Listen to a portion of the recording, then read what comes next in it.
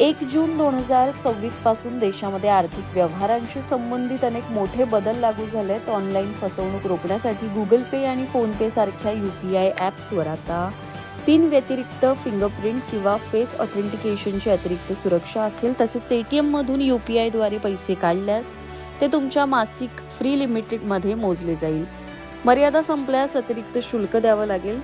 Tax पेयर्ससाठी 15 जूनपर्यंत 15% advance tax भरणं अनिवार्य आहे, अन्यथा व्याज लागेल. पॅन कार्डच्या नियमात बदल करत मालमत्ता खरेदी विक्रीसाठी पॅनची मर्यादा 10 लाखांवरून 20 लाख रुपये करण्यात आली आहे. दरम्यान EPFO कडून PFचे पैसे थेट UPI द्वारे खात्यात वर्ग करण्याच्या सुविधेची सध्या चाचणी सुरू आहे. तसेच ग्राहकांनी आर्थिक भुर्दंड टाळण्यासाठी आपले UPI ॲप्स अपडेट ठेवावेत. Monday, Tuesday, Wednesday, Thursday, Friday, Saturday.